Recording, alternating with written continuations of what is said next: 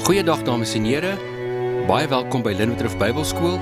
Hierdie lesing word aangebied deur Dominee Peer Engelbrecht en hierdie is sy eerste lesing oor sy aanbieding oor die Lukas Evangelie.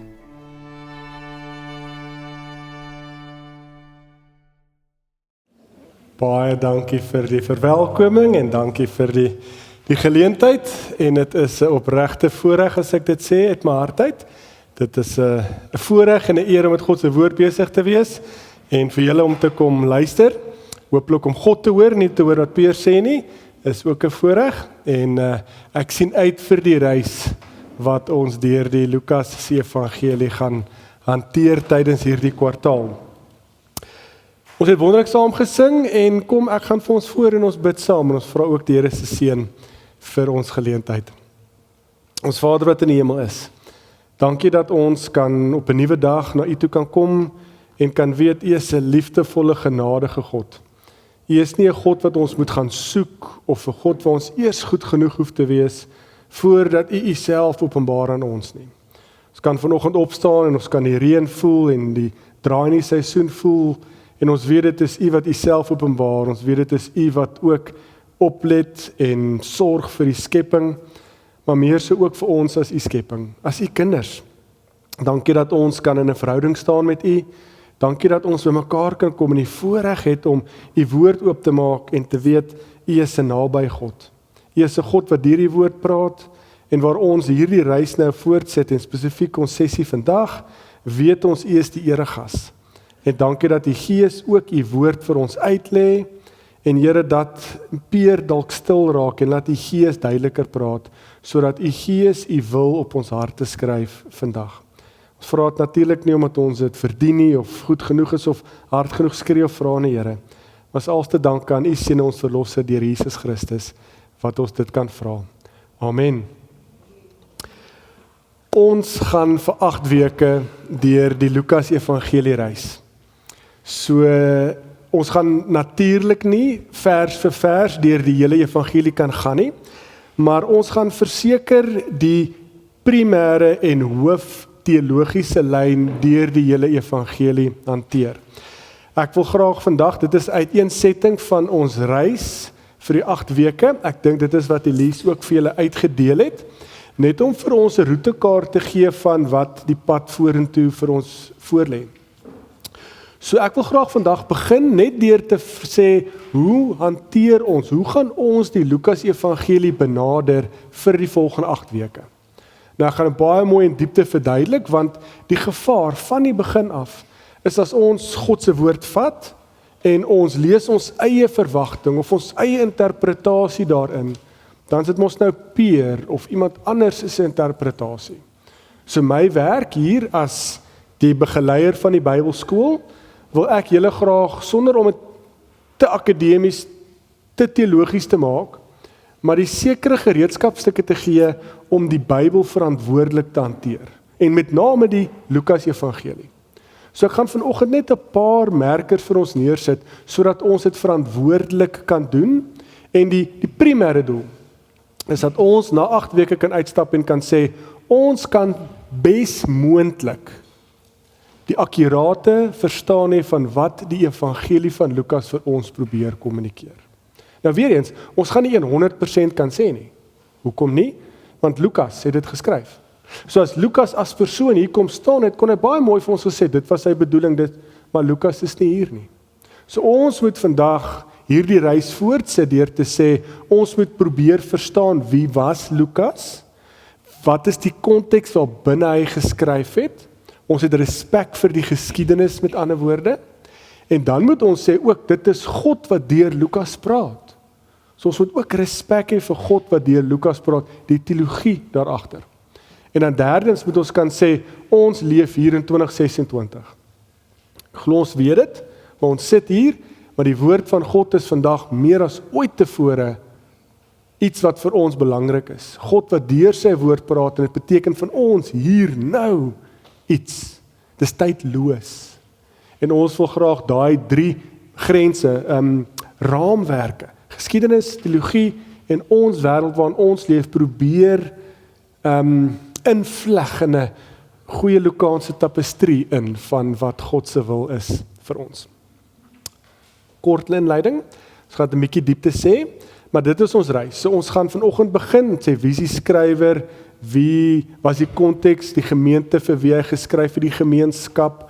Ons gaan 'n oorsig gee oor die struktuur van die evangelie, en dan sal ons van volgende week af dit indeel in sekere hoofstukke. Soos ek sê, ons sal nie in elke hoofstuk dit kan hanteer vers vir vers nie, maar ek beloof julle, ons gaan die goue lyn deurtrek en die verhale wat vir ons baie duidelik die doel en intensie van die evangelie kommunikeer, sal ons mooi in diepte hanteer. So met dit as reis, is ons tema vandag, hoe lees ons Lukas? En die ondertitel sal ek sê, 'n narratief van God se plan. Nou wat ek bedoel met dit, ek het nou eintlik alreeds bietjie vir onsself gesê, maar kom ons gaan na die woord toe. Julle gaan vandag klomp keer by my dit hoor. Ek kan my opinie gee, ons kan ons eie opinies gee, ons kan baie slimmer mense se opinies vra, maar my passie, my verantwoordelikheid, ander dosente kan dit anders inkleer en ek het baie respek vir dit, is die Nuwe Testament, by name die Lukas Evangelie waarmee ons besig is vir ons die primêre of die normatiewe bron, die primêre kommunikatiewe medium waardeur God met ons praat. Wat ek bedoel, kom ons lees saam. Lukas 1, vers 1 tot 4, dan ontmoet ons, wie was die skrywer, moontlike skrywer, wat is sy intensie en vir wie dit moontlik geskryf is. Hooggeagte Theophilus, vers 1, daar is baie wat onderneem het om 'n verhaal te skrywe van die dinge wat onder ons gebeur het. Hulle het dit opgeteken, soos dit aan ons oorgelewer is, deur die mense wat van die begin af ooggetuies en dienaars van die woord was. Daarom het ek dit ook goed gedink om self alles stap vir stap van vooraf te ondersoek en die verhaal noukeurig in die regte volgorde vir u neer te skryf. So kan u te wete kom dat die dinge of die verhaal waaroor u onderrig is, heeltemal betroubaar of akkuraat is. So in daai 4 verse kry ons alreeds 'n baie direkte kommunikasie van wat is die intensie met die Lukas se evangelie. Nou belangrik, eerstens, hy sê reguit hier, sy doel is om dit stap vir stap neer te skryf. Tweedens het ons ook gesê, hy wil dit in die regte volgorde doen. So ons moet nou baie mooi praat, en julle moet verstaan, dis 'n Bybelskool, so ek wil daai fyn balans kry tussen akademie, maar ook, ons moet dit ook persoonlik kan vat aan ons persoonlike geestelike lewe. So help my as ek daai balans nie reg kry nie. Ons moet die evangelie lees as 'n doelbewuste verhaal. Nou ek weet, ek het al baie dit in 'n gemeente gesê, dan sien ek sulke groot oë. Wat ek sê is nie dat Lukas 'n storie is nie. Ek sê nie dit is 'n roman wat op Exclusive Books se top 10 of op Marula Media se top 10 lys is, en dit is fiktiewe karakters en dit is fiktiewe idees en prentjies nie. Dit is nie wat dit beteken nie. Maar as ons na Lukas kyk, dan sien hy baie direk, hy skryf 'n verhaal. Die woordjie is letterlik 'n verhaal. Nou dink terug, ons in wêreld vandag, en julle het nou gelag oor hoe jonk ek is, wat ek al klaar 'n bietjie oud voel, maar julle het nog die dae van briewe geskryf. Ek het my pa en my skoonpapa raad altyd van hoe hulle briewe op die grens nog vir mekaar geskryf. Nou ek het eintlik groot geword, op skool het ons nog geleer briewe skryf, glo dit of nie. So die punt is, as jy 'n brief skryf, wat skryf jy 'n algemene omsendbrief, of skryf jy vir 'n spesifieke persoon? En as jy 'n spesifieke persoon skryf, dan het jy daai persoon in gedagte. Tweedens, jy het ook 'n spesifieke doel, jy wil iets kommunikeer aan hom of haar. Nou ons moet dit onthou, want in die antieke tye was dit hulle enigste, wel nie enigste nie, ook 'n primêre kommunikatiewe medium. Hulle het briewe gehad, baie min mense kon skryf, slegs die geleerdes van die geleerdes kon skryf of lees, maar tweedens, hulle kon natuurlik mondelings ook oorlewer, nê. So die punt is, 'n groot kommunikatiewe medium in die antieke tyd was 'n brief. Kyk vorentoe, Paulus, sy primêre medium was briewe. skryf 'n brief vir die Efesiërs gemeente, hy skryf 'n brief vir die Kolossense, ensovoorts, ensovoorts. Nou ek sê dit want Lukas se intensie was, hy het iewers gaan sit en hy het geskryf. Daar was 'n spesifieke gemeente, gemeenskap, persoon vir wie hy geskryf het. Dis gerig aan iemand. Tweedens, hy skryf 'n verhaal. Hy skryf nie geskiedenis nie, al staan hier noukeurig stap vir stap.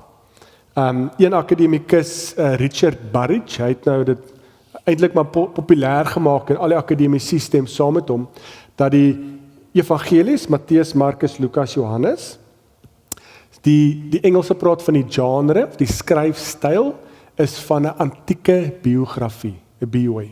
Wat beteken, dit gaan oor Jesus. Hulle wil vir die gemeenskap, vir iemand Jesus vertel. Nie soos ons 'n biografie ken in die boeke nie, want soms is dit ons maar autobiografie of soms is dit fiksie, maar in die antieke tyd was die doel is hulle wil graag van hierdie persoon Jesus Christus kommunikeer. Soos 'n biografie, so dit gaan 'n verhaal oor Jesus se lewe. Nou baie meer as dit. Dis die verhaal van Jesus in God se oorhoofse verlossingsplan. Maar ons moet respek hê dat dit geskryf is in die medium van 'n verhaal. Nou ons moet dit baie ook respekteer en ek sê dit van die begin af dat ons nie misverstaan het of my verkeerd hoor nie, is ons moet dus respek hê vir Lukas die skrywer. Ons weet nie 100% wie hy is nie, ons gaan nou 'n bietjie meer detail gee, maar ons moet probeer uitvind bes moontlik wie hy kon wees. Hy skryf vir 'n konteks vanuit 'n konteks. As ons dit akkuraat kan probeer verwoord, dan is ons 'n baie duideliker intensie met sy evangelie, met die doel van die skryf. Maar ons moet onthou, daar was 'n persoon, Lukas, en hy skryf in die geskiedenis en hy skryf ook 'n ordelike stap vir stap verhaal van Jesus Christus. Maar tweedens, moet ons ook die hand van God in dit sien. Geskryf deur 'n mens, maar dit is deur God geïnspireer. Al die evangelies vertel van Jesus Christus, en ek meen dit is ook 'n Bybelskool op sy eie, die verhouding tussen Matteus, Markus, Lukas. Johannes is 'n teologie wil ek eerder in my opinie gee, maar die verhouding van Matteus, Markus, Lukas, hoe hulle by mekaar geleen het, hoe hulle die een primêre verhaal gevat het en anders ingekleed het om 'n primêre of 'n ander klem te gee. Ek het respek vir dit. Ons fokus hier is Lukas, en Lukas skryf 'n verhaal, maar ons moet 100% sien dat God deur die hand van Lukas geskryf het om God se wil, God se plan en Jesus se rol daarin te kommunikeer. Dit as 'n, wil ek amper sê, 'n beraming dat ons weet waar ons staan, is dit 'n noukeurige ondersoek, en die rede hoekom ek gesê dis 'n narratief, dis 'n verhaal. Dis nie fiksie nie, maar hy het hom geskryf in 'n gestruktureerde narratief. Wat beteken, ons gaan deur die loop van hierdie reis vir 8 weke, praat van wie is die hoofkarakter. Nou weer eens, moenie as ek dit sê, dink, dit is 'n fiktiewe karakter nie. Nee, omdat dit as 'n narratief geskryf is, moet ons dit as 'n narratief respekteer. En ons gaan sê, hoe word hierdie karakter gebruik om God se wil of die plan, intensie van die verhaal te kommunikeer en vir ons as lesers ook verstaanbaar te maak. So ons gaan kyk na karakters, ons gaan praat van tyd, ons gaan kyk van, in Engels kan ek nou die woord in my kop uit dink nie, in Afrikaans nie, is setting, the place, the geography, byvoorbeeld. Al daai goeie speel 'n groot rol in die verhaal van Lukas, om vir ons bes moontlik hierdie primêre of aanvanklike intensie van die evangelie vir ons te kommunikeer. So dit is 'n wegspringblok, dat ons weet as ek die taal gebruik van narratief of karakter, verstaan julle waar ek vandaan kom. As dit onduidelik is in die sessies, asseblief steek julle hande op, dan kan ons vorentoe gaan. So kom ons staan, eerder voor ons na die narratief nou self kyk, kom ons staan een tree terug en sê, okay, wie was dalk die skrywer? Kom ons probeer geskiedkundig kyk, wie was Lukas? Wie was die gemeente of gemeenskap vir wie hy geskryf het, en aan wie hy dit geskryf het? Nou, ons het dit nou eintlik al reeds gesien in ons teks, Lukas 1 vers 3 tot 4, baie interessant, ek het nou die 83 vertaling, hooggeagte Theophilus is in vers 1 geskryf, maar in die Grieks is dit in vers 3, maar dit beteken is net, dit is geskryf aan, die brief is gerig, die evangelie is gerig aan hooggeagte Theophilus. Nou, hooggeagte is 'n belangrike titel in die Lukas evangelie. Ek besef nou, ek het dit nie eens gesê nie, dalk moet ek 'n voetnota maak. Ek neem aan ons verstaan, Lukas, Handelinge, dis geskryf deur beide skrywers, Lukas. Dis dieselfde skrywer Lukas, wat Lukas Handelinge geskryf het. So ek sê altyd, Lukas, die skrywer, het 'n 2 volume kommentaar geskryf, Lukas Handelinge, oor die oorhoofse plan van God. Nou, hierdie jaar gaan ons fokus, Lukas, God is die hoofkarakter, God se plan, en hoe Jesus God se plan initieer, sy verlossingsplan. Ek jammer as ek nou voete in die deur hier ingooi, Elise, maar volgende jaar as die Here wil, doen ons Handelinge, en dan gaan ons voort, en dan sien ons, maar hoe hierdie tweede deel van Lukas se verhaal, is die Heilige Gees nou die karakter, wat God se plan verder uitleef, en initieer, en eintlik uitbrei, saam met die vroeë kerk, die apostels. En as ons daai 2 volumes so saam lees, in my opinie, ja, dit is die grootste deel in die Nuwe Testament, dis die mooiste verhaal, wat jy in jou hele lewe sal kry. Nou weer eens verhaal, want jy moet dit lees soos 'n verhaal. Daar's spanning. Dink as julle, ek is nou jammer ook vir dit, ek gaan vinnig agterkom hoe die gehoor is, as ons binnelanders kyk, of ek weet nie wat ons almal kyk nie, daar's spanning, nê? En daar's tannies wat kwaai is, en daar's oom wat ongeskik is. Dis ook so in die evangelie. Want ons mense wat nie verstaan wat Jesus doen nie, en ons mense wat dink maar hulle moet opstaan en beklei vir die Joodse godsdiens, en dan is hulle die kwaai ooms en tannies wat besig is om Jesus letterlik oor te lewer, te kruisig, dood te maak. Nou wat ek wil sê is, net soos wat ons sepies kyk, of ons stories kyk, of ons verhale lees, roman lees, dieselfde manier moet jou gedagtes losgemaak word, as jy die evangelie lees. Met alle respek, is nog steeds God se woord, ja, maar dan sien ons hoe God deur die verhaal, deur spanning, deur konflik, deur ironie. Daar's tye wat ek iets gaan lees, en as julle nie lag nie, gaan ek sê, julle het dit nie reg gelees nie, kom ons lees oor. Want daar's tye wat ons moet lag om te sê, hoe het hierdie mense dit nie verstaan nie? Want in die oomblik gaan dit bo hulle verwysingsraamwerk. So, ek sê dit, want, voetnota klaar, Lukas Handelinge 2 volumes. Lukas 1 vers 3 sien ons nou, hier Lukas, daar staan nêrens in die teks self dat dit Lukas is nie. Ek sal nou 'n bietjie meer sê, maar ons kom in die teks self voordat geskryf is aan hooggeagte Theophilus. So die tema of die titel hooggeag is belangrik. Lukas gebruik dit slegs vir Felix, later in een van sy boeke, of in Lukas Handelinge, wat beteken, dis iemand van 'n hoër sosiale status. So ons is nie 100% seker nie, maar ons kan sê dat hierdie persoon, hooggeagte Theophilus, ons lees dit ook in die teks, hy is reeds onderrig in die dinge van Jesus. Anderwoorde, hy het klaar, ek kan aanneem tot geloof gekom, maar hy is bewus van die lewe van Jesus Christus, en die verhaal, en die wonderwerke, en wat Jesus gedoen het. So hy is nie 'n nie-gelowige nie. In my oë sal ek wil sê, hy is 'n gelowige, wat reeds onderrig is in hierdie. Tweedens, sien ons maar, hy soek nou sekerheid. So jy kan verstaan, is iemand wat bietjie dieper wil delf.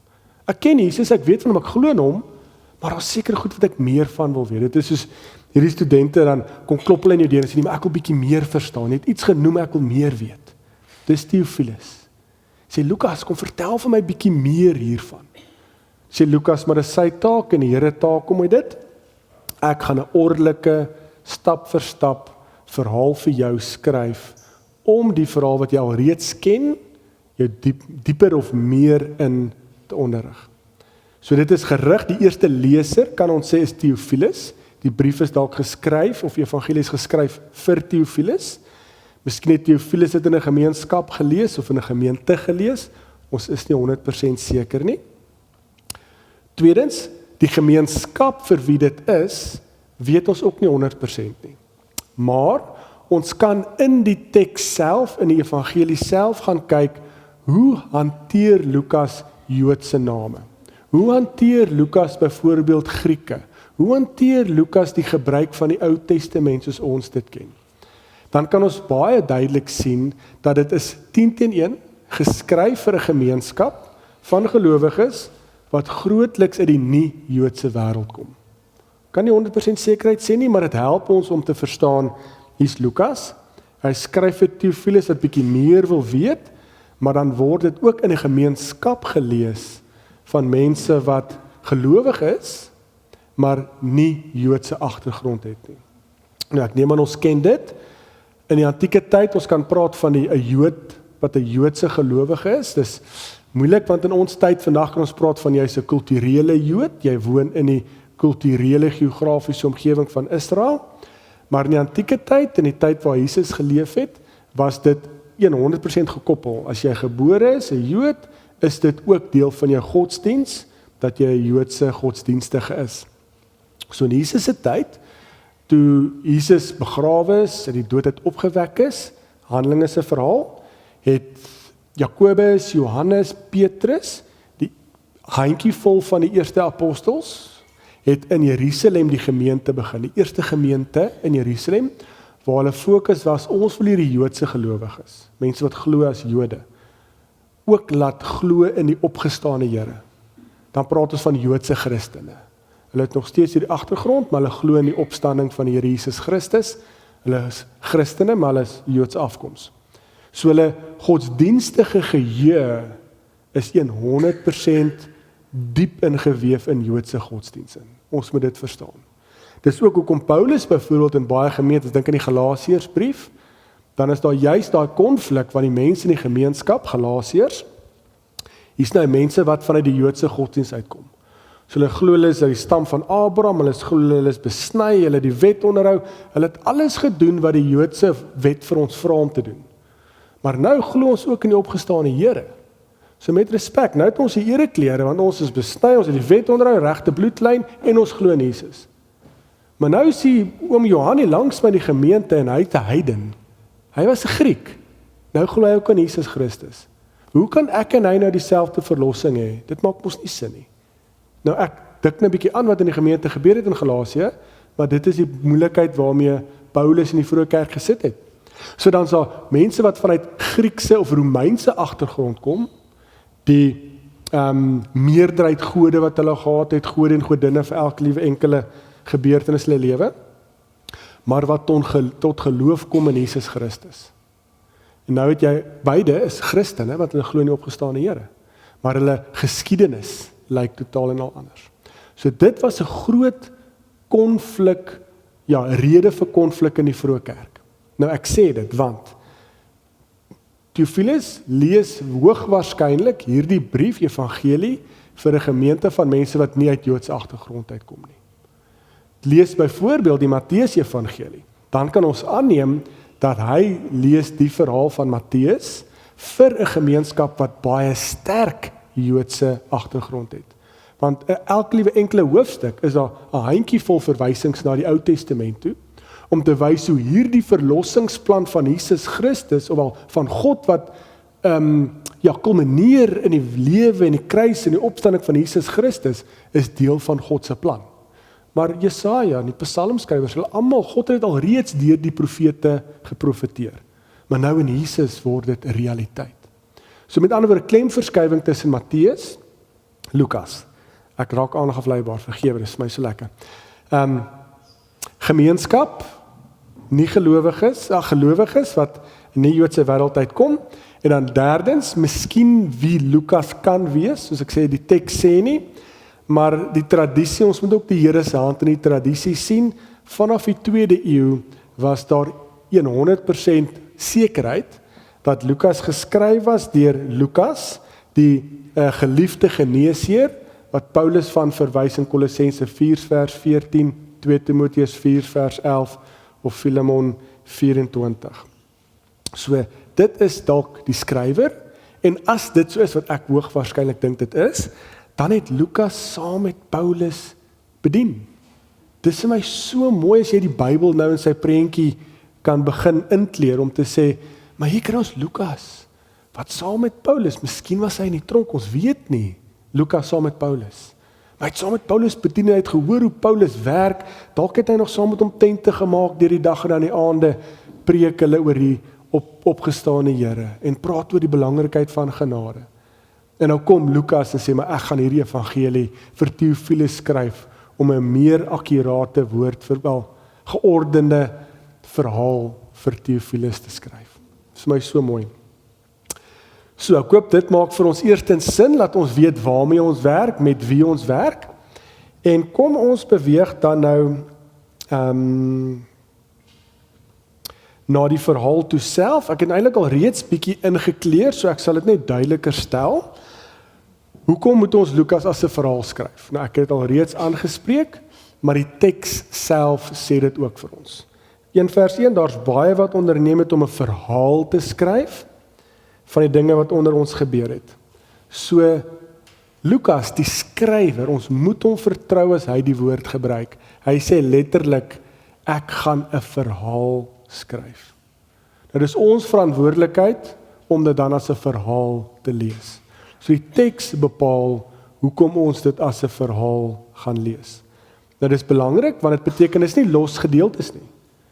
Ek weet nie of julle van daai mense is nie, ek ken mense, is baie sarkasties, my vrou is een van hulle, wat 'n boek sal optel en hom in die middel van 'n boek net begin lees. Dis ek, so al my hare staan op my lyf regop, ek kan nie verstaan dat jy kry sulke mense nie, en ek deel 'n huis saam met al 'n paar jaar. Jy kan nie 'n verhaal so lees nie, want dit is nie gemaak om so gelees te word nie. So ek wil altyd, ons moet respek hê vir die skrywer, ons moet respek hê vir sy intensie. En ons kan nie hier 'n versie vat. Ek weet, ons het al baie gedoen, en ek weet, Stefan het al baie mooi julle, amper wil ek sê, beter opleiding as sekere teologie studente gegee. Jy kan nie 'n versie uithaal uit konteks uit nie. Die Bybel is nie geskryf in versies nie. Jy kan nie 'n versie uithaal, jy kan nie 'n hoofstukkie uithaal en sê, maar dit is wat dit my beteken nie. Ons moet respek hê vir die medium waarin dit geskryf is, verhaal. Ons moet respek hê vir die konteks waarin dit geskryf is, die geskiedenis. Lukas, ek het nie eens gesê nie, hy is geskryf 1064 na Christus. So ons moet weet, wat was die gebruike, wat was die sosio-historiese gebruike van die tyd? Wat was die norme, wat was die waardes?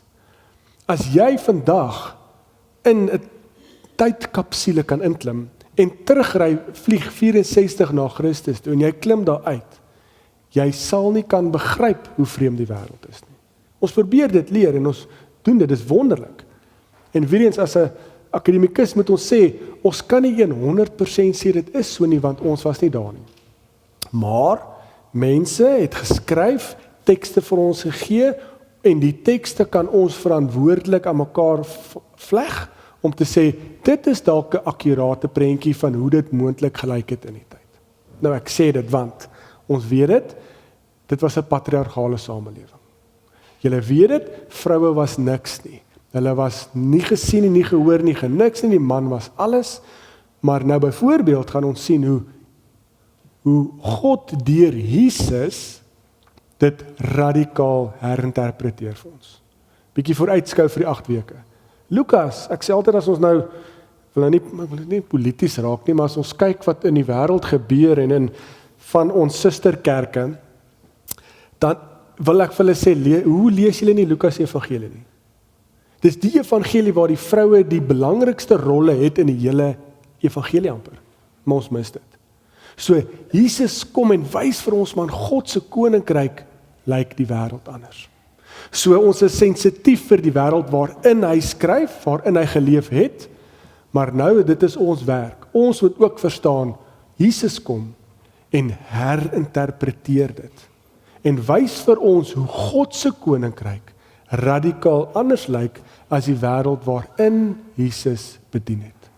En as ons dit kan begryp, dan kan ons die radikaliteit van God verstaan, van Jesus verstaan, en ook vir ons dan nou die derde deel terugbring na ons eie lewe toe, om te sê, wat vra God van ons in 2026, in Pretoria, of waar ook al ons vandaan kyk, om ook dit te beliggaam en ook God se koninkryk te beliggaam sal die mooiste woord wees.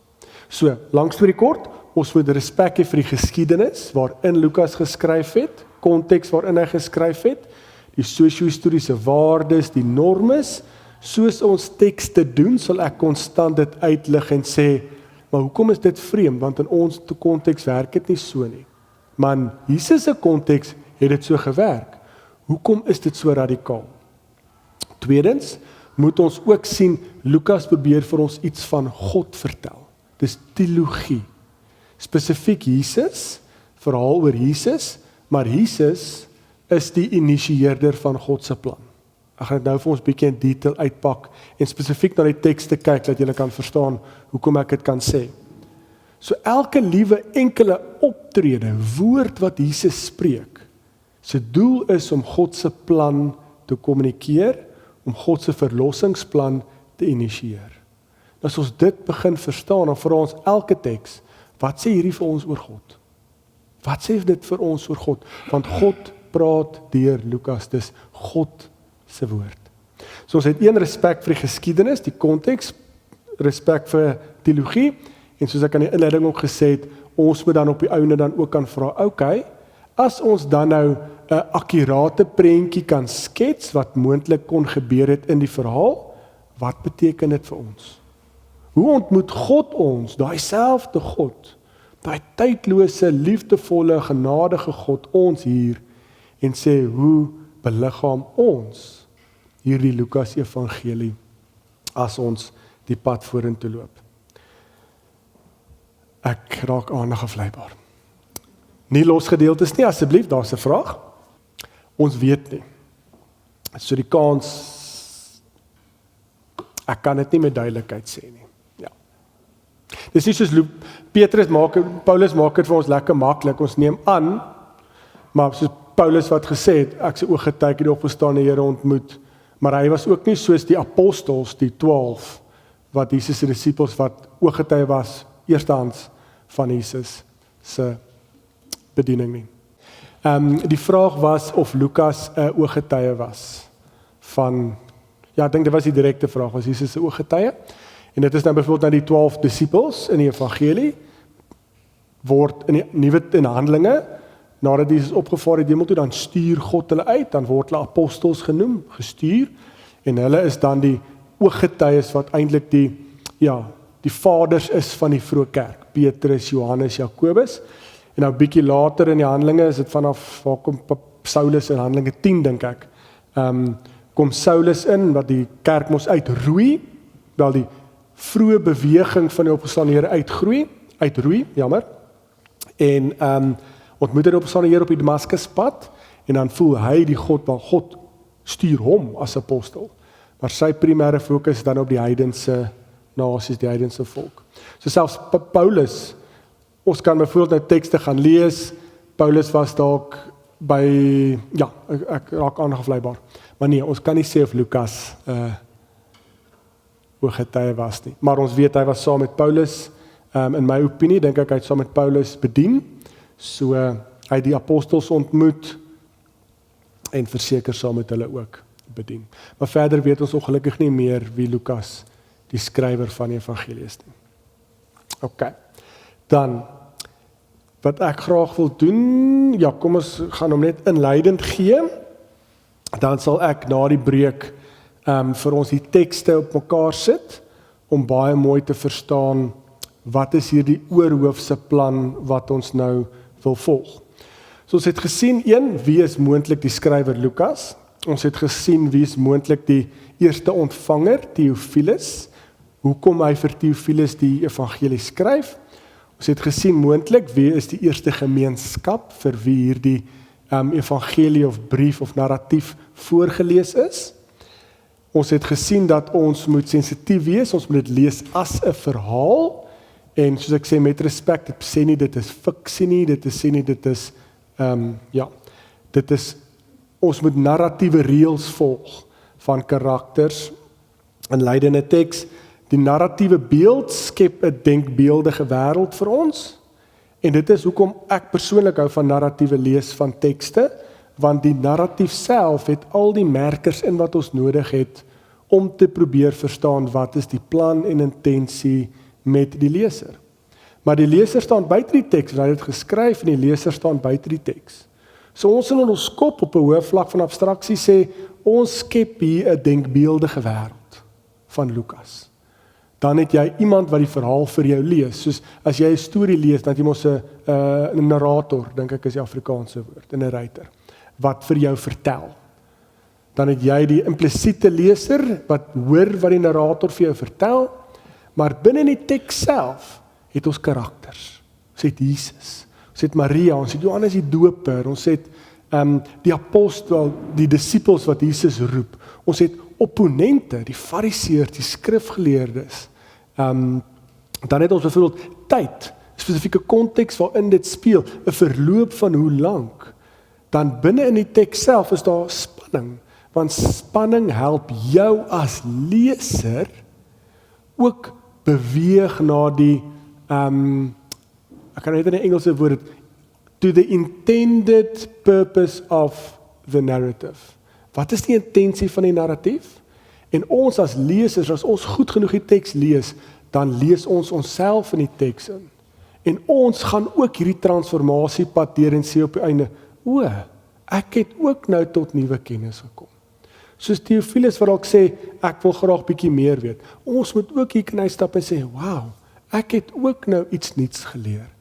Dan het ons, in my opinie, dan het ons die verhaal reg gelees, want dit is die doel van die verhaal en van die narratief. So, nou is die vraag, wat is die doel van die narratief? Ons kan baie maklik, dis nou, ons gebruik die woorde waarvan ons moet versigtig wees, anachronisties. Ons moet nie sê, in Jesus se tyd in 64 na Christus, Petrus het seker net so gestel om dieselfde goed waarmee ek struggle. Dit is anachronisties, om te sê die tye is radikaal anders. Die tye is radikaal anders. Ons kan nie sê wat ons belangrik ag of die wêreld waarin ons leef is soos die tyd waarin Jesus geleef het nie.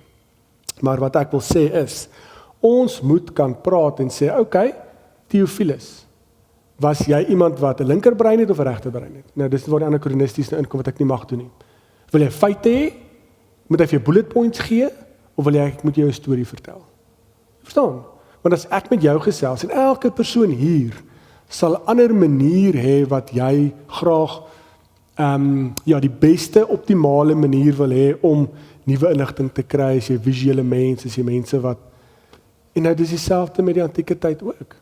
Wat beteken hy wil 'n geordende verhaal skryf vir Theophilus om bietjie beter hierdie verhaal te ken. Maar ons moet dit verstaan dat hy dit skryf as 'n narratief. So ons moet dit lees as 'n narratief. En laaste punt, wat is die oorhoofse doel dan? Wat is die plan? Ons weet Theophilus wil homself nie bekeer nie, hy glo klaar. So wil hy net meer feite ken, wil hy net meer kennis hê, wat?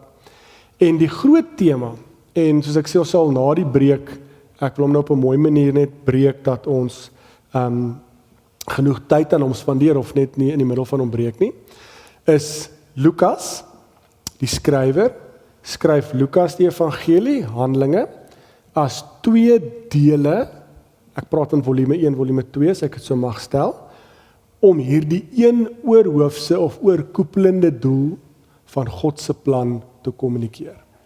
So kom ons gebruik 'n bietjie meer akademies. God se verlossingsplan, sy heils historiese reddingsplan. Wat is God se verlossingsplan deur die geskiedenis? Lukas, Handelinge, skryf vir ons hierdie verlossingsplan van God en met name, hoe lyk dit? Jesus. In Lukas is Jesus die een wat God se verlossingsplan, sy reddingsplan, God se plan initieer. Hy skop dit af. Sonder die kruis het ons nog vasgeval in die Ou Testament. Die kruis is God se verlossingsplan.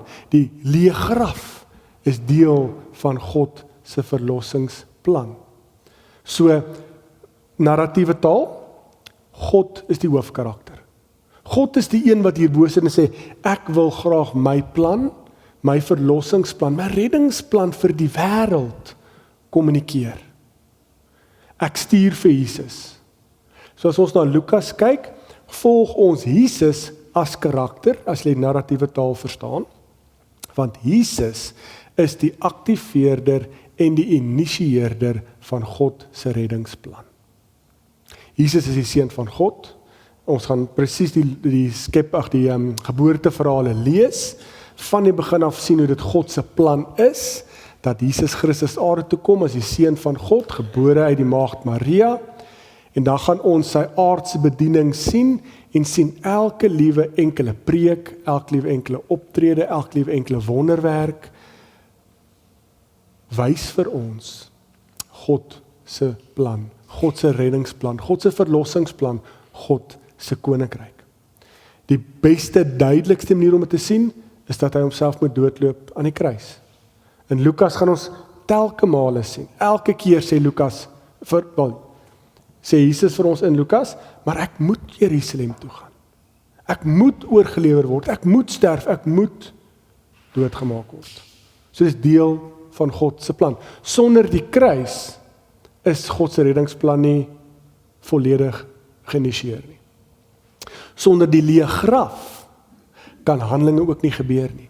Wat beteken, Jesus is uit die dood uit opgewek. Nou dit is waar die einde van Lukas 24 ons nou mooi begin. In ons kerkkalender is dit nou hierdie tyd, tussen Paasfees en Pinkster. Nou, lees Lukas Handelinge saam, God se plan, Jesus het dit geïnisieer, hy het die dood uit opgewek. Met respek, wonderlik. Nou vaar Jesus op hemel toe. Nou wat?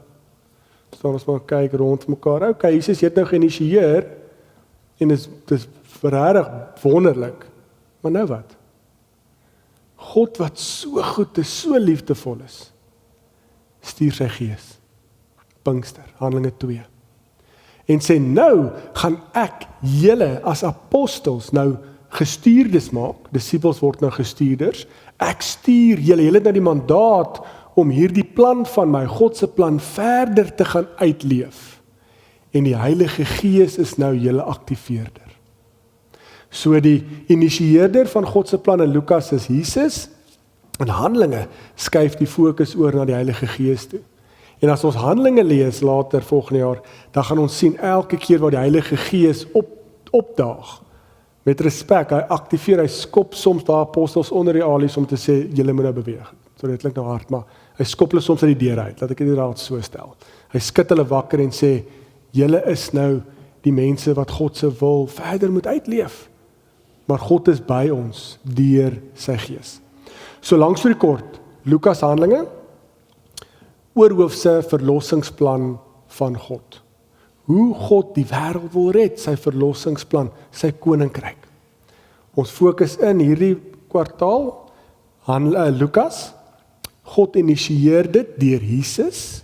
Jesus Christus kom aarde toe en ons gaan Jesus as initieerder van God se plan volg deur die evangelie om te sien hoe hy deur elke optrede, elke preek, elke interaksie, elke misverstaan tussen die opponente, elke wonderwerk, elke disipel wat nie verstaan nie, sien hoe hulle die mense skuif van 'n verkeerde verstaan van God se wil of God se plan.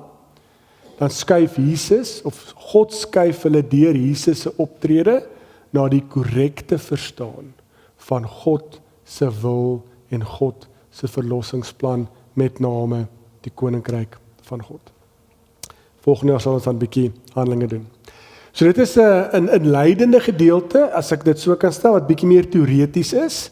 Ek hoop regtig nie, julle moet met my baie duidelik wees as dit te teoreties is, maar ek voel as ons dit van die begin af op die tafel kan neersit, dan gaan dit die reis vorentoe soveel makliker maak. Dan gaan ons nie misverstaan nie, dan gaan ons nie ons eie interpretasie inlees nie. Ons gaan elke keer sê, maar wat is die teks? Wat is die doel met Jesus in hierdie teks? Wat is die doel met hierdie teks in God se oorhoofse verlossingsplan? Ek sê altyd vir my wiskundekinders, as jy enige wiskunde som hanteer, bietjie dalk nou meer matrieks wat probleemoplossing het, dan hulle probeer 'n rooi bokkie met haalgeweer skiet. Hulle weet nie wat hulle doen nie, maar hulle skiet net en hoop hulle kry punte. En nou, die van julle wat lag sal weet, as jy dit doen met 'n rooi bokkie, gebeur daar amper niks, wel, daar bly niks oor nie. Ons moet nie God se woord so skiet nie. Ons moet nie Lukas lees en sê, okay, kom ek gooi die Bybel hier teen die muur neer en kyk ons wat bly en wat's my lekker en dan vat ek dit nie. Nee. Ons moet geordend soos wat Lukas het geskryf het, die intensie, ons moet respekteer en sê, hoe kan ons dit respekteer genoeg om te volg, om ook tot die akkurate intensie, die plan van God te kom, soos wat Lukas dit vir ons doen. So as dit reg is met julle, kan ons dalk nou, het ek het reg vir Elise, ek het die tye reg, is hier, dan kan ons 'n breek vat, en dan as ons klaar is, terugkom, dan gaan ons bietjie meer in detail gaan oor die God se plan. Dan gaan ons na tekste kyk, wat baie duidelik vir ons deur die evangelie hierdie merkers inslaan, wat God se plan vir ons presies verwoord, dat ons dit binne in die groter struktuur van Lukas kan plaas, om dan te kan sien, hopelik stem julle saam met my, hoe ons kan sê, dit is ons reis. Ons is besig om God se plan te volg, deur die Lukas se evangelie. Moet ek dalk nou ook vra vir vrae, voor ons dalk breek? Ja. Ons kan baie lank in die studies ingaan, oor wat hulle as dokters gesien het, maar hulle was geskool, maar wat se mediese sorg was daar, so, maar dit is net soos wat jy skrifgeleerde is, ook jy is geleer in die skrifte, so jy is net, ek het nie die presiese statistiek nie, maar oorgrote meerderheid, amper 90% van die bevolking was harde arbeiders, so hulle was boerebevolking, so jy het letterlik geboer of vis gevang vir 'n lewe, slegs die toppunt was geskoold, wat kon lees, kon skryf, en dan, ja, jy het van dokters gekry, tot skrifgeleerdes, tot kenners in jou veld, so daar was geskoolde dokters, wat mense genees het, ja. Kom ons vat 'n breek, en dan sien ons mekaar na die breek.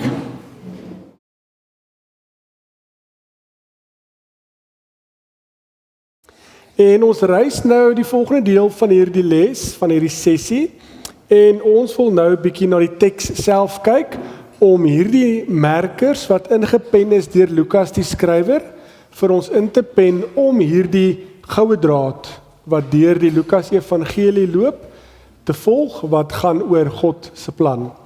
Voor ek dit doen, het ek eintlik 'n interessante gesprek gehad, en ek het gedink ek het dit nie gesê nie, so laat ek dit duideliker stel. Ek praat nou net ook van Lukas evangelie. Hoekom kan ons praat van evangelie?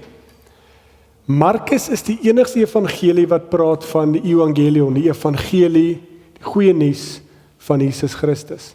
Nie Matteus of Lukas doen nie.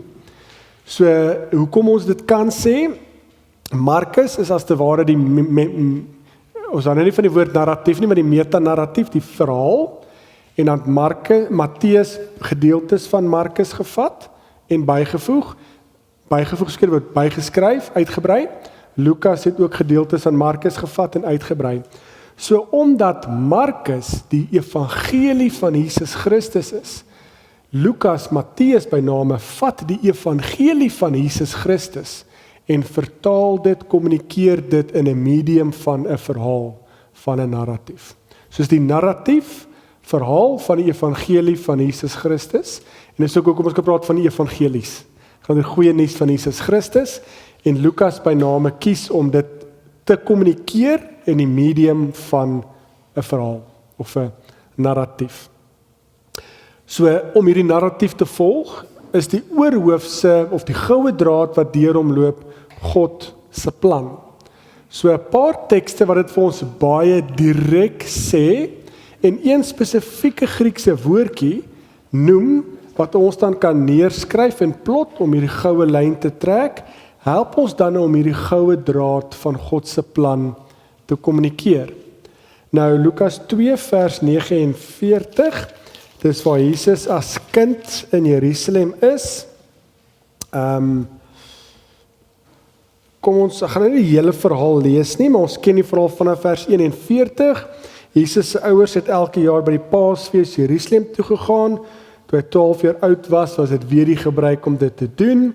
Toe die feesdae verby was, het hulle teruggereis, en toe kom ma en pa agter, maar Jesus is nie daar nie.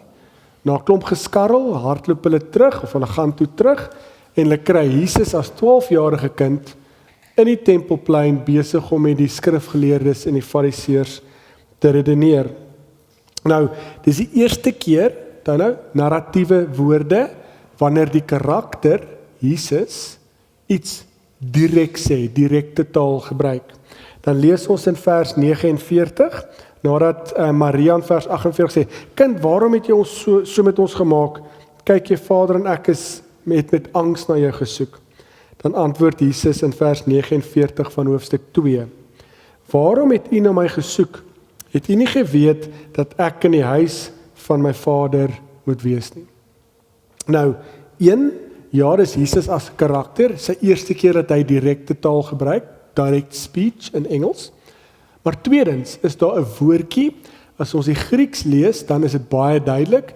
Die 83 vertaling het elke keer baie mooi invertaal, maar daar's ander tekste wat dit soms kan invertaal. In Grieks is 'n woordjie dei, D-E-I, wat lyk soos daai Griekse lettertjies. Ons vertaal dit met moed. In Lukas is dei altyd 'n goddelike moed. Ja, daar is tekste, byvoorbeeld Lukas 13, wat praat oor wat jy op die Sabbat mag doen en nie moet doen nie, maar wanneer dit kom by Jesus en die verhaal van God se plan, dan is dit altyd Jesus wat sê, maar ek moet deel wees van God se plan. Ek moet hierdie plan van God initieer.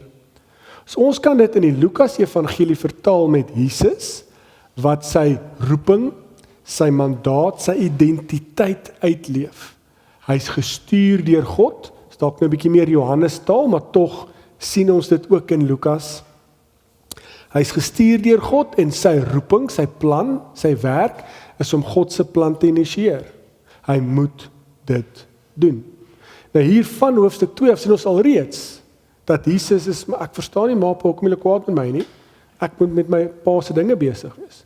Soos Kant vertaal, moet hy met die dinge van sy pa besig wees, moet hy in sy huis van sy vader wees, maar die konsep agter is duidelik, hy is besig met sy pa se dinge, hy is gestuur daarvoor, en ek moet dit doen. Nou moet ons baie mooi, as ons die hele Lukas gaan lees, en hopelik na 8 weke sal hulle dit presies kan uitklaar, of uitpen, neerkarteer, dis nie toevallig nie. God lei die storie, die goeie nuus. En Lukas is die een wat dit vir ons baie mooi neerskryf.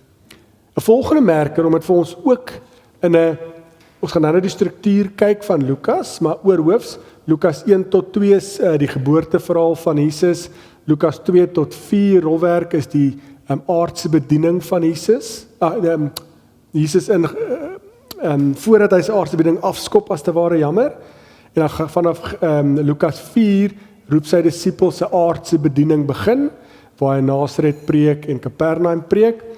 Dan is dit tot so by Lukas 9, 4 tot 9, is dit sy bediening rondom Galilea, meer van Genasaret. Dan vanaf Lukas 9, en spesifiek vers 51, reis Jesus na Jerusalem toe. Tot hoofstuk 19 vers, ek is seker maar werk met 50, of ek het daai vers nou uit my kop uit, maar hoofstuk 19.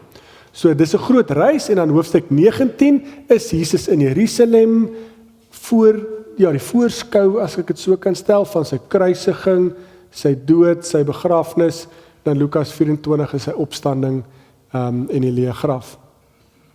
So ek sê dit want in elke groot struktuur of fase van Jesus se aardse bediening word ons as lesers herinner deur Jesus of die skrywer Lukas wat God se plan is en Jesus wat deel is van God se plan.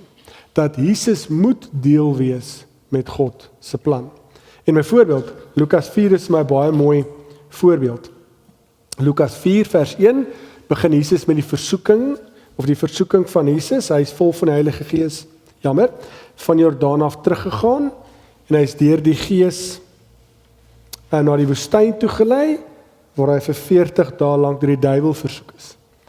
Dan vers 14 van hoofstuk 4 begin hy sy werk in Galilea.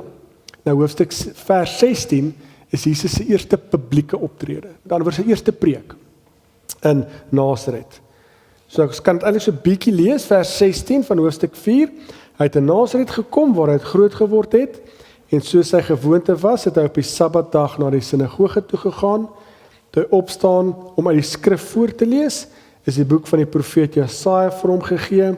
Hy het oopgemaak op die plek waar daar staan: Die Gees van die Here is op my, omdat hy my gesalf het om die evangelie, dis ook nou waar die evangelion voorkom, aan die armes te verkondig.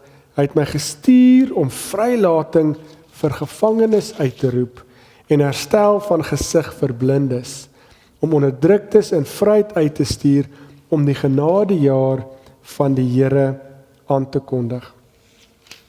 So ek sê dit want hier begin ons nou hierdie Ou Testamentiese aanhaling kry, wat vir ons 'n baie direkte koppeling is om te sê, hierdie is nie 'n nuut uitgedinkte plan nie. Dis Jesus, wat God se plan, wat alreeds deur Jesaja, God het dit deur Jesaja geprofeteer, dat dit God se plan is, God se verlossingsplan, sy reddingsplan. Maar nou in Jesus se optrede hier in Jerusalem, het die genadejaar aangebreek. Dit kulmineer, dit word geïnisieer deur wat Jesus doen. En dit is ook so mooi met die evangelion wat ons nou, natuurlik in die Hebreëus is dit nou die Griekse vulgaat wat aanhaal, maar Septuaginta sê, die Septuaginta vergewe, praat van die evangelion, die goeie nuus van Jesus Christus. Nou, ironie, hy word uitgejaag uit Nasaret uit, dis nou nie vir ons belangrik nie, maar dan lees ons in vers 31 van hoofstuk 4, daarna het hy na Kapernaum toe gegaan, dorp na Galilea toe, daar waar hy gereeld op die Sabbat was. Toe leer Jesus in die Sabbat, hy genees 'n man wat 'n bose gees het, hy klomp mense genees, en dan hierso vanaf vers 42 lees ons belangrike merkers weer. Hoofstuk 4:42. Teen dagbreek het Jesus uitgegaan na 'n eensame plek toe. Hy het homself onttrek. Die mense het hom begin soek, en toe hulle by hom uitkom, het hulle hom probeer beweeg om verhinder of keer om nie van hulle af weg te gaan nie. Maar hy het vir hulle gesê, ek moet ook aan die ander dorpe die evangelie van die koninkryk van God verkondig, want daarvoor is ek gestuur. En hy het voortgegaan om in die sinagoge aan die Joodse land te preek. So Lukas 4 vers 43 is sommer amper die duidelikste kommunikasie van Jesus se plan, sy rol in God se plan en hoe Jesus dit gaan doen, en ook so, dit begin die inhoud gee. Ja, lees dit saam met die Jesaja aanhaling, genadejaar van die Here aankondig, genesing van die sig vir blindes, die mense wat onderdruk is te bevry. So ja, ek wil dit saggies sê, ek dink daar is 'n verseker ook 'n sosiale komponent daaraan, maar dit is nie 'n sosiale evangelie nie, nee. Waar God opdaag, word mense genees, word mense herstel, dit is God se koninkryk. En verseker binne in die konteks of die milieu wat binne in Jesus hier bedien, was jou sosiale gebrek of gees nie, kom ons sê maar fisiese gebrek, as jy fisies gebrek het, as jy onrein, as jy sosiaal op 'n laer klas is jy ook onrein as te ware, nee, afhangende van die sosiale of die geestelike rangorde waarin jy val. So die feit dat Jesus mense wat genees moet word, ander siek is, wat onrein is, mense wat malaats het, mense wat nie kan sien nie, wat 'n fisiese gebrek het, hulle word ook as geestelik onrein verklaar, want hulle is nie rein genoeg om in God se tempel of in die sinagoges in te gaan nie. So Jesus verkondig die koninkryk van God, en dit gaan oor daai persoon wat herstel word, dat hy weer 'n koneksie het met God, maar ook so word dit deel van dit, ek wil sê in die konteks 'n sosiale herstel, van dat hulle deel kan wees van die sosiale omgewing waarin hulle is. Maar terug by Lukas 4:43. Weereens, Jesus sê dit direk, so narratiewe taal, direct speech, direkte rede, dankie, van Jesus wat uit sy eie mond uit sê, ek kan nie by julle bly nie. Nou, ons kan vir 'n oomblik gou hierna kyk, want weer eens, ons het nie gelag nie, so ons het nie reg gelees nie. Dink by jouself, hierdie mense is in Kapernaum, met respek, traveling preacher kom, hulle word genees, bose geeste word uitgedryf. Dit is wonderlik. Ons wil Jesus moet hier by ons bly. Nou dink mooi, vanuit Jesus se perspektief, daar's 'n behoefte. Jesus kan in Kapernaum bly en die evangelie van God verkondig. Hy kan daar bly en die genesing van mense verkondig, want mense het dit nodig. So hy kan in Kapernaum God se wil, God se koninkryk kommunikeer, wees, doen vir die mense. Maar wat sê Jesus? Nee. Ek het 'n groter roeping op my lewe. Ek moet die evangelie, daai Griekse woordjie dei, die evangelie van die goeie nuus, of die evangelie van Jesus Christus, van God verkondig, want daarvoor is ek gestuur. So ons sien nou 'n bietjie meer inligting. Dit is nie slegs in Kapernaum, slegs in Galilea wat Jesus die koninkryk gaan verkondig nie. Ons gaan nou 'n bietjie die res van die evangelie lees. Daar's 'n rede hoekom dit eindig in Jerusalem. En vanaf Lukas 9 kry daai aan die ander nasies, of nie, hulle sê nie ander nasies nie, ek moet dit verkondig, kry 'n rigting. Hy moet Jerusalem toe gaan. Want God se, die woord se kulminering, die hoogtepunt van hierdie inleiding van God se plan, van God se koninkryk, is wanneer hy in Jerusalem aan die kruis sterf. So hier sien ons hierdie intensie van Jesus. Ek praat van die goddelike dringendheid wat hy het. Hy is nie gejaag nie, hy hardloop nie soos 'n hoender wat sy kop afgekap is, soos of 'n hond wat 'n been probeer jaag nie. Daar's altyd 'n baie intentionele rigting en 'n dringendheid wat hy het. En hy sê hierso, ek sien hierdie behoefte in Kapernaum, maar ek kan nie hier bly nie. Ek moet gehoorsaam wees aan wat God my gestuur het om te wees. So ek hoop julle hoor hierdie narratiewe taal. God is die hoofkarakter. God wil sy plan initieer. Hy stuur Jesus om dit te kom initieer. En ons sien reg deur die taal van Lukas, of deur die teks van Lukas, waar Jesus ons herinner dan om te sê, maar ek moet dit doen, want God het my gestuur om te doen. Ek moet dit doen, want God het my gestuur. Ons sien wat dit is, die genadejaar van die Here verkondig, herstel van gesig vir blindes, vrylating van gevangenes, die Jesaja gee inhoud. Jesaja, Lukas 4:43 gee vir ons bietjie meer rigting. Maar nou, bietjie verder, kom ons lees Lukas 9:22. Dan sien ons 'n duideliker rigting, die eindbestemming van hierdie rigting wat Jesus moet loop, en onthou, om God se plan te initieer. So Lukas 2, Lukas 9 is 'n ryk hoofstuk in die evangelie. Want Jesus stuur sy 12 disippels uit in Lukas 9 vers 1. Ons lees waar hulle die vermeerdering van die brood, 'n wonderwerk wat Jesus doen. Ons sal later hierdie teks in detail doen. Ons sien heeltyd hoe Jesus die disippels inbring, want hulle het nou al 'n bietjie tyd saam met Jesus geloop. So hulle moet nou behalwe verstaan wat Jesus hier doen en wat hulle rol in God se koninkryk of in God se plan, maar hulle skiet altyd tekort. Maar belangrik hier vanaf vers 18 kry ons die eerste keer dat een van die disippels by name Petrus bely wie Jesus is. Nou, narratiewe taal. Jesus, ons as lesers, lees Lukas 1 en ons verstaan, Jesus is die seun van God, die manier hoe hy gebore is, die manier hoe hy aarde toe gekom het, ons as lesers verstaan dit. Maar as jy in hierdie teks is, weet jy dit nog nie. Nou, die narratiewe taal is, Jesus se karakter ontwikkel. Dis dalk nie die regte taal as ons by Jesus praat nie. Ek sê eerder sê, Jesus se karakter word onthul, sodat die lesers tot 'n voller besef kom wie Jesus is. En hier op die einde by Lukas 24, hopelik verstaan ons 100% wie Jesus is. Maar nou Lukas 9 vanaf vers 18 is my hierdie eerste breaking news, is hierdie eerste pause en kyk mooi, as jy nou hierdie hoofstukkie lees, en dit mis, gaan jy 'n kardinale sleutel konsep mis van wie Jesus is. So Petrus karakteriseer Jesus en sê die volgende, vers 18. Op 'n keer terwyl Jesus eenkant besig was om te bid, het sy disippels by hom saamgekom. Toe vra Jesus vir hulle, wie sê die mense is ek? So nou dink mooi, Jesus prompt hier, stimuleer as te ware die disippels, sê, hierdie mense hier buite, wie sê hulle is ek? Dis laat die disippels ek, wie van ons gaan praat? Petrus, jy is hoofseun, jy moet nou hierso vir ons die antwoord gee. Nou antwoord hulle almal eers, Johannes die Doper, party Elia, party profeet van die ou tyd het opgestaan. So in daai sinnetjie alreeds karakteriseer hulle Jesus, Johannes die Doper. Ons gaan volgende week of oor 2 weke baie mooi kyk die rol van Johannes die Doper in die Lukas Evangelie.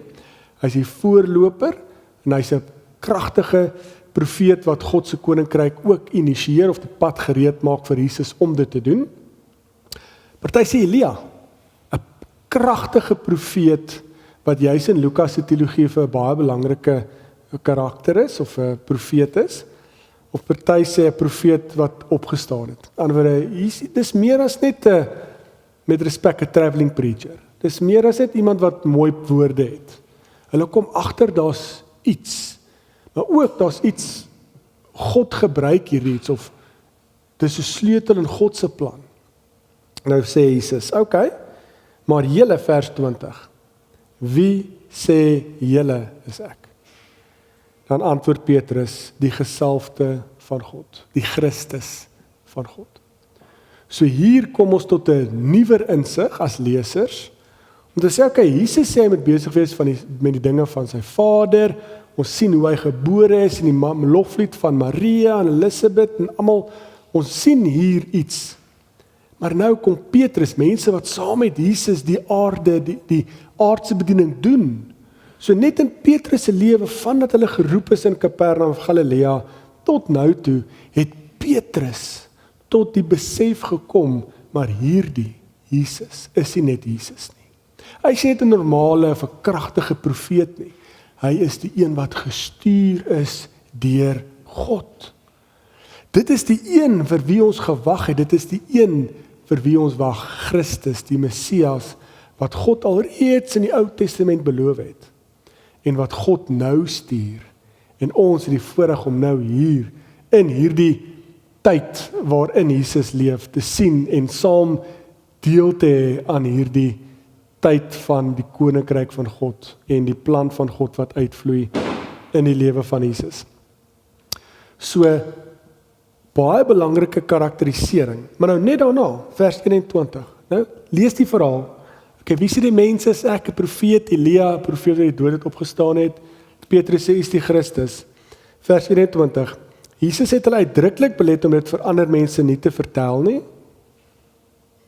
hulle belet om van mense vertel, want het hy gesê, die seun van die mens moet baie ly, deur die familiehoofde, priesterhoofde en skrifgeleerdes verwerp word, hy moet doodgemaak word, en op die 3de dag opgewek word.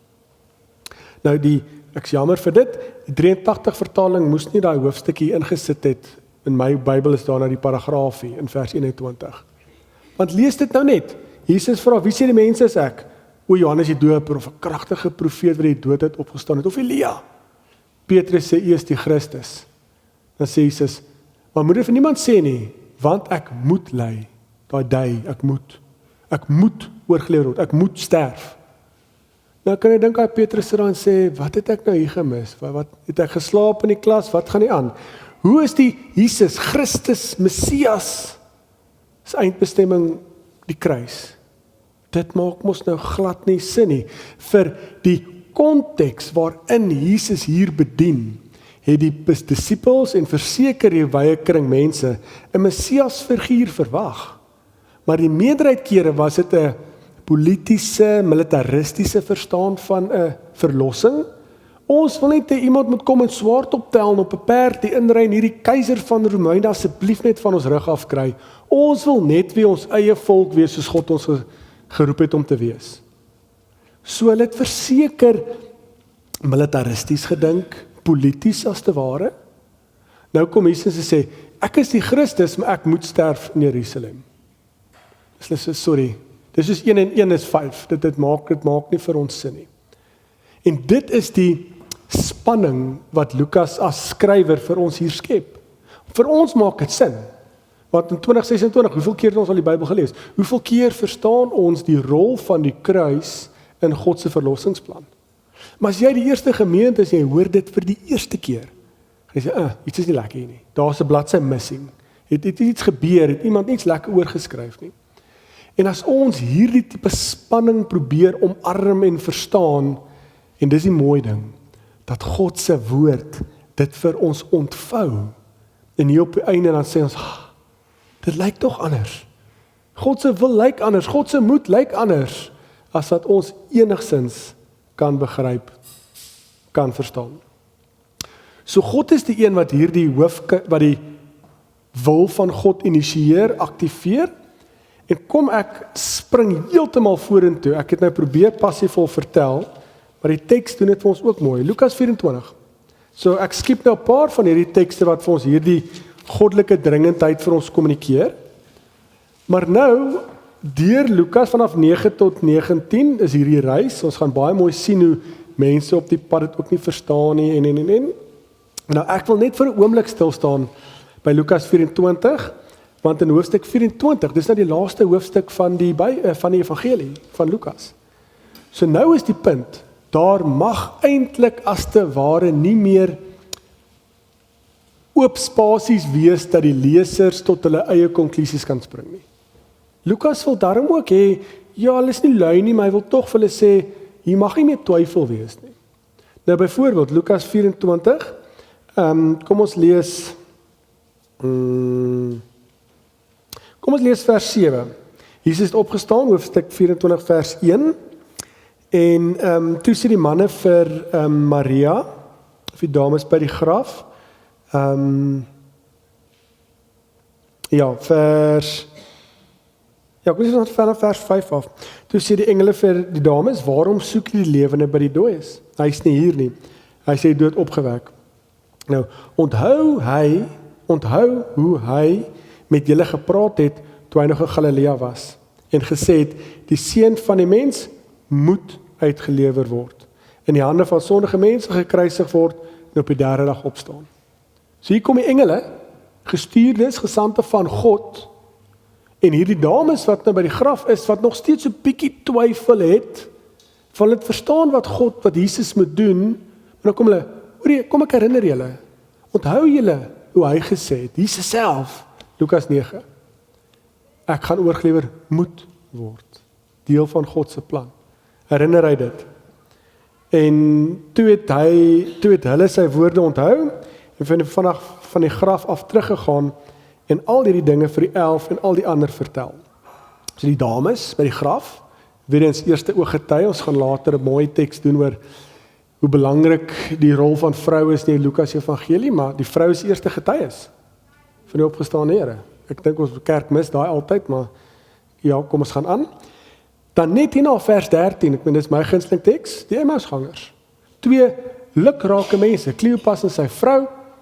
Hulle sê al hierdie goed wat gebeur het, hoorie, ons hang ons geloof op, ons hang ons Bybel op, ons gaan terug Emmaus toe. Al het ons al hierdie goed gehoor, hy's dood, hy's begrawe, dis al die derde dag. Dan lees ons vers 26, die opgestaane Here kom saam, en hulle herken hom ons nie.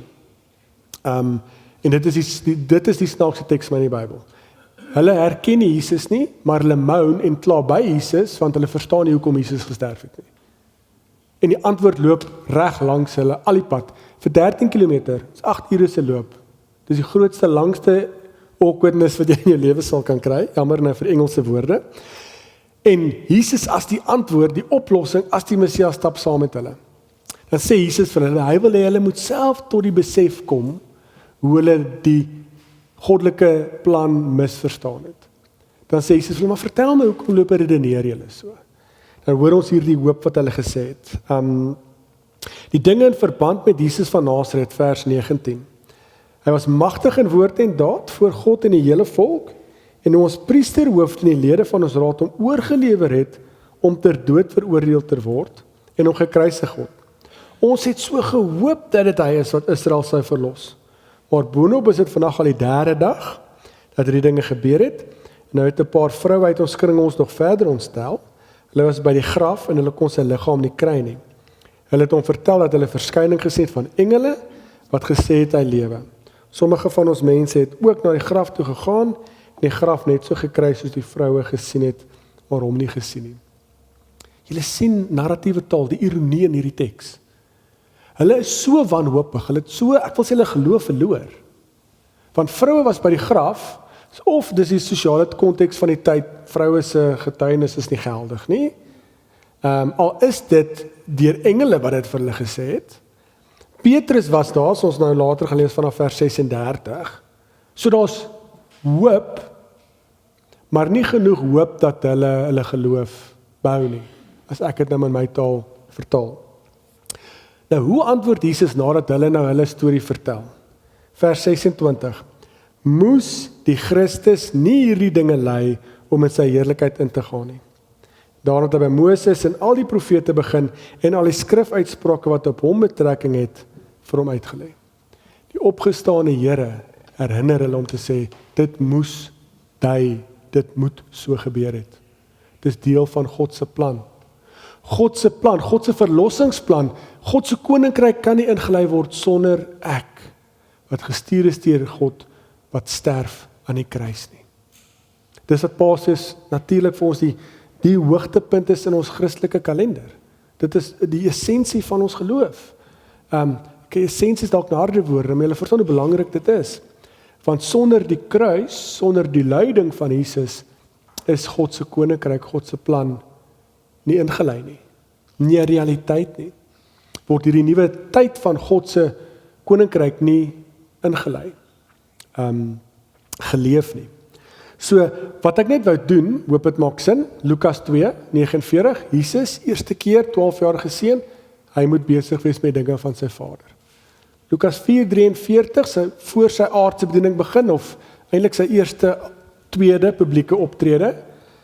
Ek sien 'n behoefte, maar ek moet bietjie verder gaan. So ons kry bietjie inhoud, die Jesaja aanhaling in Nasaret, dan sien ons daar's 'n rigting in Kapernaum. Hy moet die evangelie verkondig. Lukas 9 sien ons maar hierdie moet eindig in Jerusalem. Daar's 'n goddelike dringendheid, die reis van hoofstuk 9 tot 19 is daai goddelike reis, goddelike dringendheid. En dan Lukas 24 is half hierdie, kom ons maak seker daar's nie enige los draadjies wat ons dalk miskien kan verwar nie. Dat dit is hoe dit moes gebeur het. Dis God se plan. Jesus Christus, gestuur deur God, het dit nie net initieer nie, het dit ingelei, hy is God se plan. En natuurlik na Handelinge bietjie verder, is die Heilige Gees die verdere aktiveerder in die uitbreiding van God se plan. So lank storie kort, God is die een wat hierdie plan van hom kommunikeer, en Jesus is die een wat dit uitvoer. Ek gebruik die woord van initieerder, maar ook uitvoerder van hierdie handeling van God, as ons dit God se wil, God se plan verstaan. En as ons dit verstaan, dink ek dis die goue lyn, in my opinie.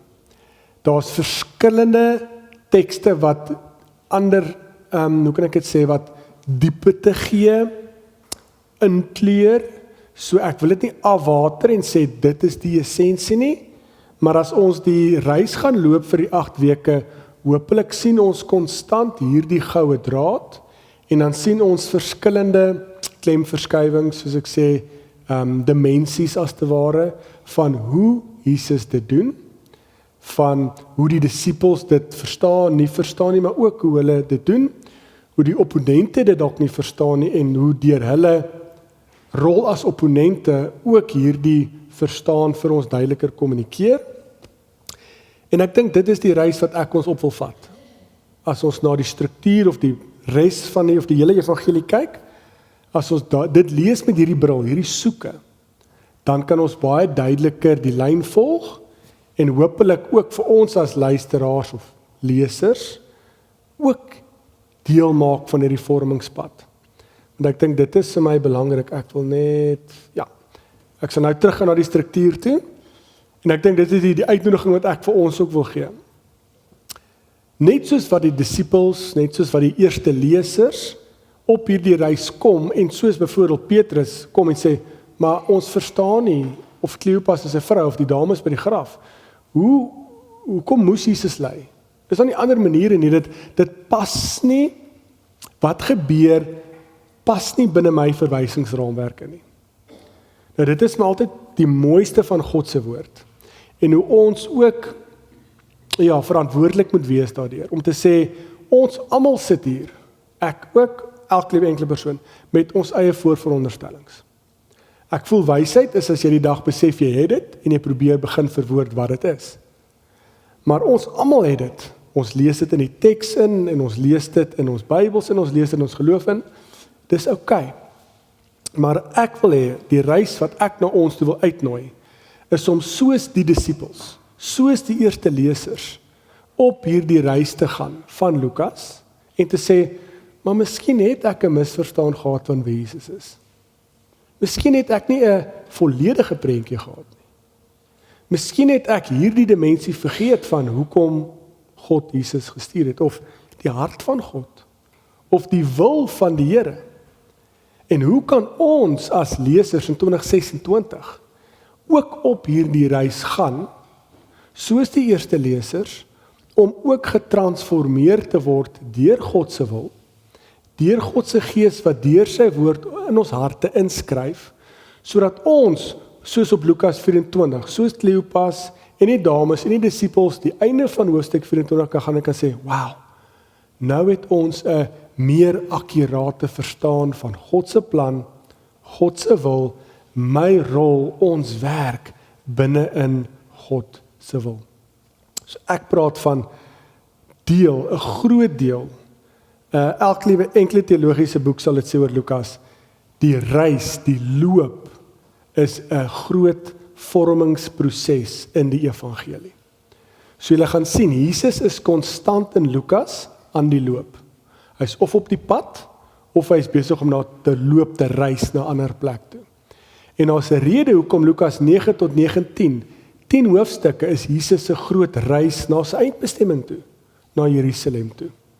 So deel van die teologie van Lukas, of ook deel van hoe Jesus God se plan aktiveer, initieer, is deur konstant te loop en gevorm te word en mense te vorm terwyl hulle loop. Nou dis vir my 'n baie mooi beeld wat ons, ek wil nie sê vergeeslik nie, maar moet kan skryf op ons harte. Ons almal doen die lewe. Ons almal doen die lewensreis. Daar's soveel woorde wat ons gebruik om te sê, ons is ook aan die beweeg. Ons almal weet, as goed stagneer, dan gaan dit dood. So ons as mense, as gelowiges, as geestelike wesens, ons as gelowiges, wat probeer nader aan God beweeg, ons is ook aan die reis, ons is ook aan die groei, ons is ook aan die vorm. En ek voel Jesus nooi ons uit, elke keer as ons die evangelie van Lukas lees, natuurlik die hele woord, maar ons by name Lukas evangelie, om ook saam op hierdie reis te gaan. En te sê, ek gaan dalk my voorveronderstelling soms op die tafel neersit, laat die Here my wys wat dit is. Ek gaan dalk soms hier uitry en sê, Jesus, maar dit het my nou baie ongemaklik gemaak. Maar dan kan ons vir die Here vra hoekom. En ek sê nou af van die begin af, ek bid altyd vir die Here, as dit ek is wat ongemaklik maak, dan is dit ek. Maar as die Here ons ongemaklik laat maak, dan is dit die Gees van die Here wat soms ons blinde kolle vir ons wil uitwys. Nou dis uitnodiging wat ek vir ons op die tafel wil sit, om te sê, hoe kan ons ook, soos hierdie groot reis, wat Jesus die disippels en die lesers op uitnooi, hoe kan ons onsself ook uitnooi, om saam op hierdie reis te gaan. Met dit gesê, ek wil afsluit, of die laaste gedeelte van die les, net bietjie vooruitskoue vir ons op die tafel neersit, van die struktuur, ek het al so vinnig genoem, as ook om dan net weer te herinner aan die reis, hoe dit lyk vorentoe, en hoe die struktuur wat ons gaan doen, wat ons kan na vooruit sien. So, ons gaan Lukas 1 tot 4 is die begin van die evangelie. Ek het maar net gesê die begin, want dit is die eerste openingswoorde, vers 1 tot 4, wat ons vandag gedoen het. Volgende week begin ons met die geboorteverhaal van Jesus. So die geboorte van Johannes die Doper, vergewe my, begin by hoofstuk vers 5, dan die geboorte van Jesus word aangekondig, die loflied van Maria, wat 'n baie spesiale gedeelte is, 'n loflied, in die Lukas evangelie, die geboorte van Johannes die Doper, hoofstuk 2, Jesus word gebore, Jesus as kind in die tempel, En dan praat ek die prediking van Johannes die Doper. So Johannes die Doper het 'n baie belangrike rol as karakter in die evangelie van Lukas. Jesus word gedoop, hoofstuk 3 vers 21, en dan mooi Lukas, dan begin sy geslagsregister, en dan hoofstuk 4 begin die versoeking van Jesus. Nou, ons kan 'n bietjie, so ek sê, ons kan hare vleg, verse hier en daar is ek gemaklik as ons dit heen en weer skuif. Maar hoofstuk 4 vanaf vers 1 in my oë sien ek dit as Jesus se aardse bediening begin. Met ander woorde, Jesus word versoek deur die duiwel. Hy begin sy werk in Galilea vers 14 en soos ons nou gelees het, sy eerste preek in Nasaret uit die boekrol Jesaja wat die inhoud gee van die evangelie, die koninkryk van God wat hy verkondig. Hy doen klomp wonders reg aan die begin in sy bediening in Kapernaum en aan die einde van hoofstuk 4 sien ons maar hierdie dringendheid van God het 'n rigting. Ons weet nog nie waar nie. Eers in hoofstuk 9 sien ons dit is Jerusalem. En ja, dan hoofstuk 5, sy disippels word geroep en dan begin Jesus se aardse bediening in Galilea. So ons praat van sy aardse bediening, ek noem dit so want sy hemelse bediening is nog steeds besig om te werk met sy gees wat in ons werk. Maar hoofstuk 4 tot 9 is sy bediening wat begin in Galilea, so rondom Kapernaum, die see van Galilea ensovoorts. Ek het nou klaar gelees hoofstuk vers 16 tot 44, waar die eerste aardse bediening is, wat vir ons hierdie wegspringblokke gee, hierdie taal van die goddelike moed.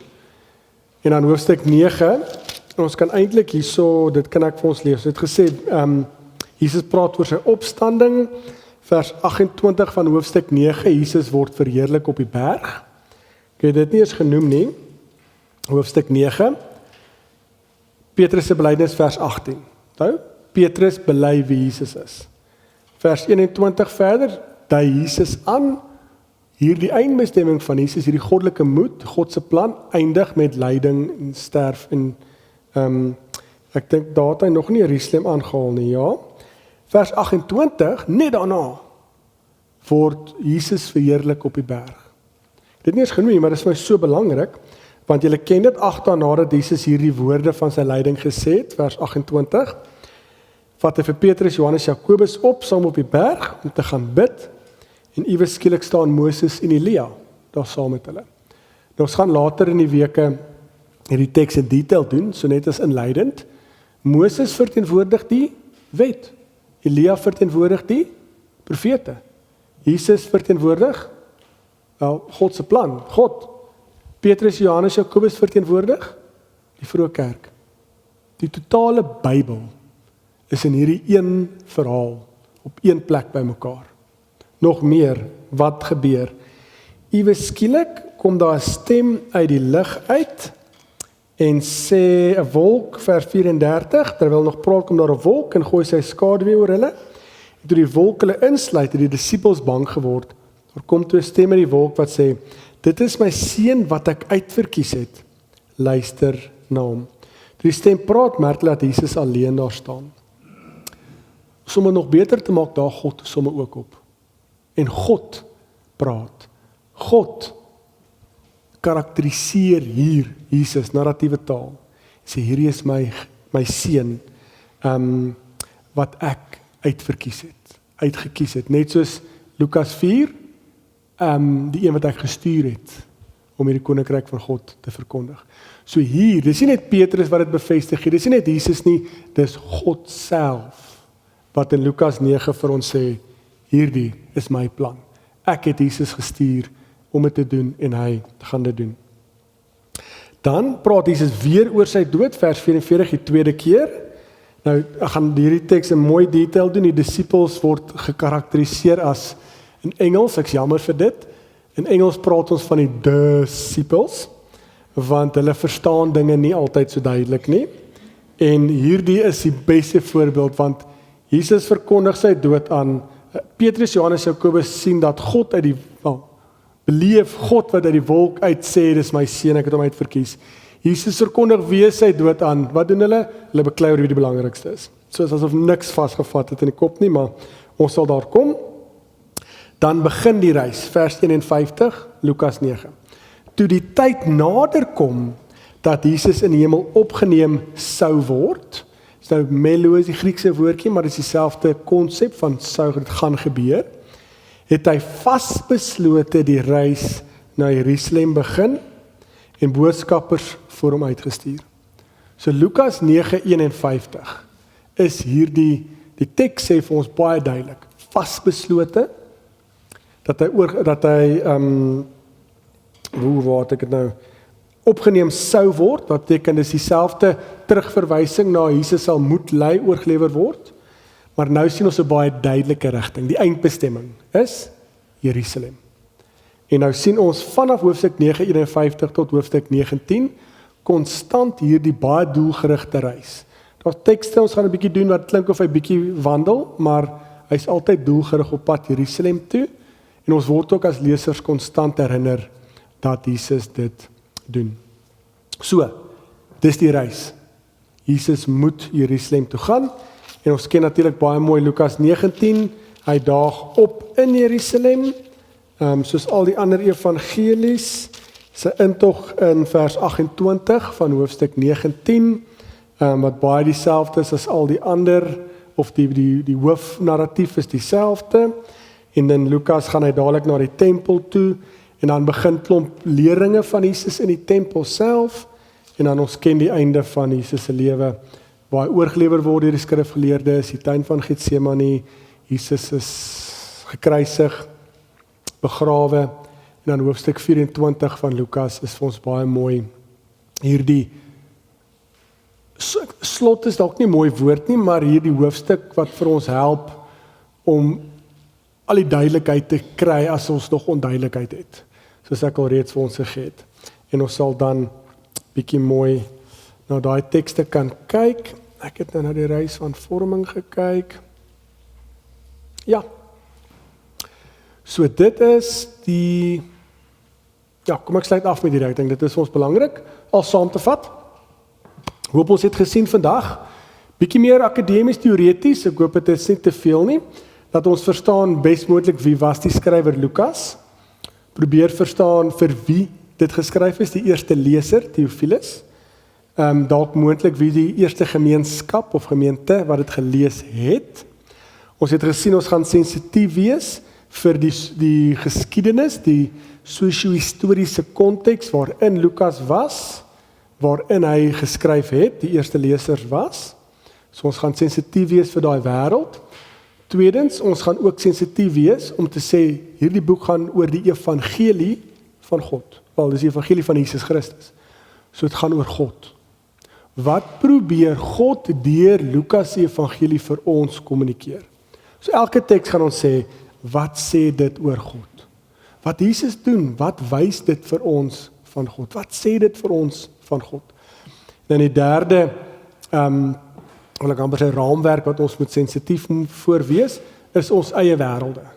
Ons eie verstaanswêrelde, ons eie voorveronderstellings, sodat hierdie 3 raamwerke kan ingeweef word in 'n tapestrie, my voorbeeld, om te sê, ons moet hier kan uitstap na hierdie reis, om gevorm te word deur God en deur sy Gees, om dalk enige misverstande of voorveronderstellings wat myne onsin is, op die tafel te sit, laat God dit kan transformeer, sodat ons hier kan uitstap, nader na 'n meer akkurate verstaan, korrekte verstaan, van wat God se wil is, God se plan is, soos wat ons dit in Lukas se evangelie lees, en hoe ons dit kan beliggaam.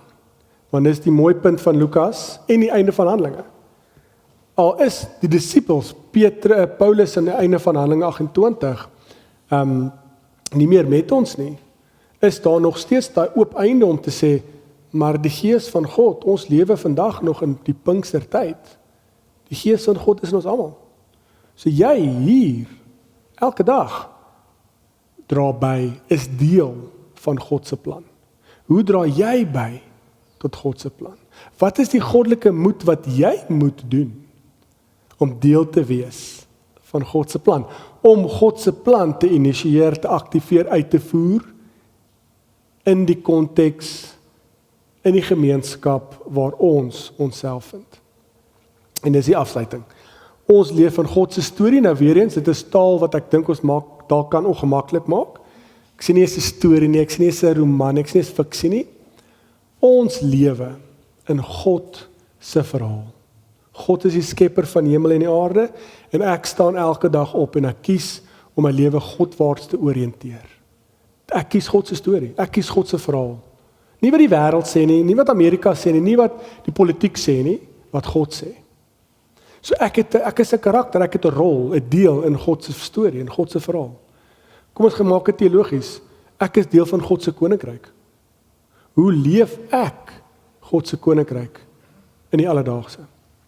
En ek sien dit in Lukas, die taal is disippelskap.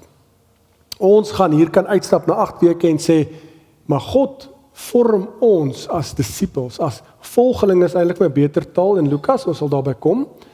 Maar kom ons gebruik die kerktaal wat ons ken. Ons as disippels kies om naby aan Jesus te leef, kies om in God se storie in te leef, sodat ons getransformeer word soos die disippels. Hooplik is ons nie die disippels nie, hooplik is ons die disippels.